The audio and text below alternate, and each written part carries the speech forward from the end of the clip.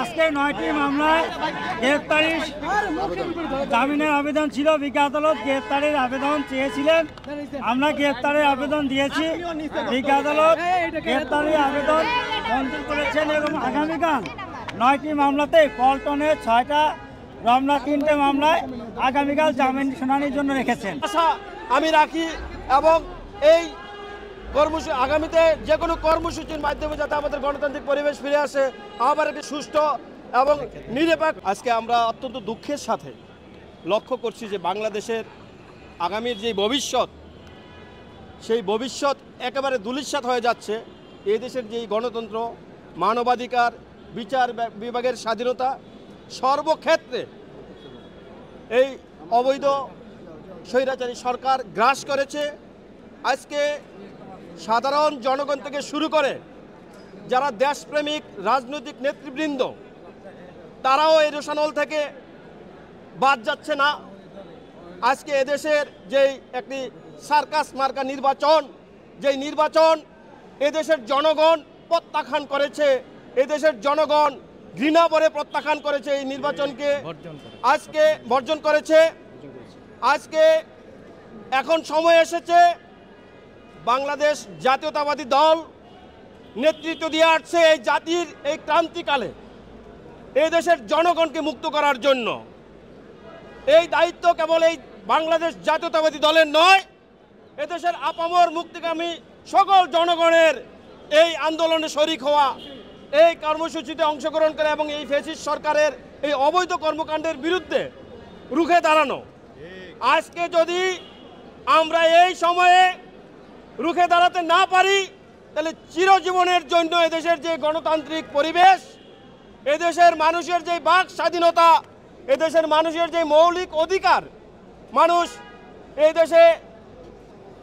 দেশে একটা স্বাধীন দেশ, যুদ্ধের মাধ্যমে যেই দেশ স্বাধীন হয়েছিল, 30 লক্ষ শহীদ, 2 লক্ষ মা বোনের সম্ভ্রমের বিনিময়ে যেই স্বাধীনতা, আজকে সেই স্বাধীনতার যেই চেতনা, মূল স্তম্ভ, সেগুলো আজকে ধ্বংস হয়ে যাচ্ছে।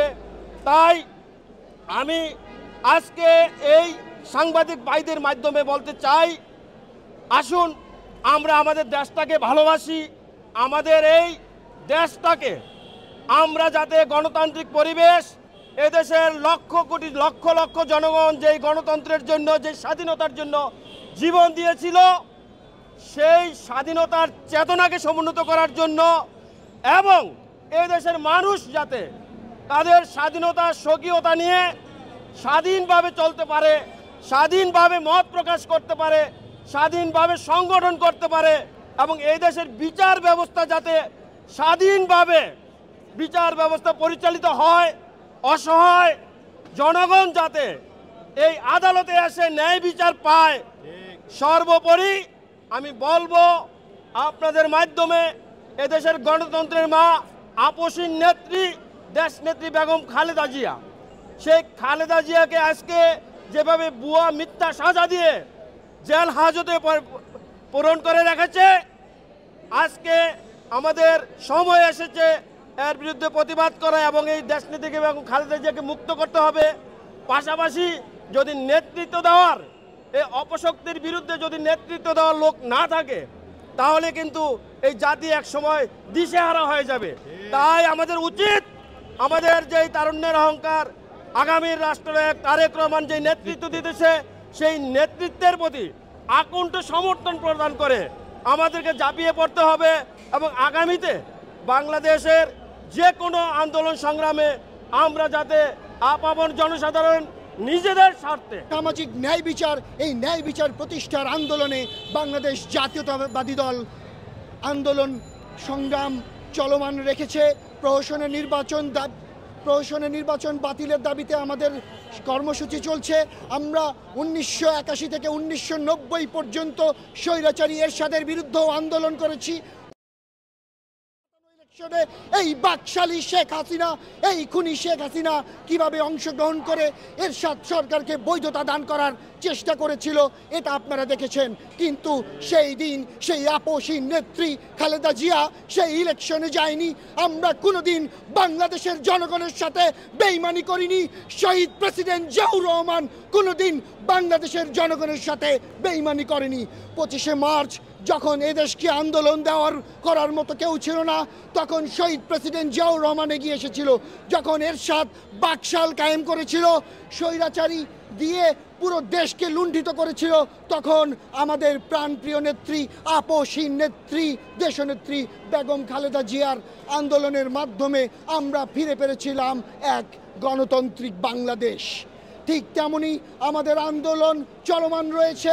ইনশাল্লাহ আপসী নেত্রী বেগম খালেদা জিয়া, আমাদের প্রাণপ্রিয় নেতা জনাব তারেক রহমান এবং আমাদের সিনিয়র নেতৃবৃন্দদের পরামর্শে ইনশাল্লাহ আমরা আন্দোলনে সফল হব। সংগ্রামী সাংবাদিক বন্ধুরা, আপনারা ইতিমধ্যে দেখেছেন যে এই ইলেকশনকে কেউ বৈধতা দেয়নি। এই ইলেকশনের কোনো বৈধতা নেই। মাত্র 27% মানুষ এই ইলেকশনে ভোটদান করেছে। এর মাধ্যমে বাংলাদেশের মানুষ, 16 কোটি মানুষ বুঝিয়ে দিয়েছে যে তারা এই ইলেকশনকে তারা সবাই বয়কট করেছে। এর মাধ্যমেই প্রতীয়মান হয় মাত্র 30% মানুষের সমর্থনে কোনো দেশ কখনো চলতে পারে না। আমাদের আন্দোলন সংগ্রাম চলছে, আমাদের আন্দোলন সংগ্রাম চলবে। আন্দোলনের ফসল দেখছেন যে আমরা জনগণ, আন্দোলন ফসল জনগণ ভোট কেন্দ্রে যায় নাই, এটা আমাদের প্রাথমিক বিজয়। পরবর্তী বিজয় আমরা সামনে আমাদের আছে। আমরা আন্দোলনের মাধ্যমে ইনশাল্লাহ এই জনসমর্থনবিহীন সরকারকে, ভোটারবিহীন এই সরকারকে আমরা ইনশাল্লাহ ক্ষমতাচ্যুত করব। যে এই নির্বাচন আপনারা বর্জন করুন। আমরা মাসব্যাপী, 2 মাসব্যাপী আমরা প্রচার করেছি। জনগণ আমাদের নেতা তারেক রহমানের আহ্বানে সাড়া দিয়ে তারা বুঝছে এই দামি নির্বাচনে ভোট দিয়ে লাভ নাই। তার কারণ নৌকাও যে মার্কা, ইগলও একই মার্কা এবং ট্রাকও একই মার্কা, সবই একই মার্কার, একই দল বিভিন্ন মার্কা দিয়ে নির্বাচন করছে। জনগণের সঙ্গে এটা একটা প্রতারণা ছিল। এই জন্য জনগণ ভোট কেন্দ্রে যায় নাই এবং টোটাল নির্বাচন বর্জন করেছে।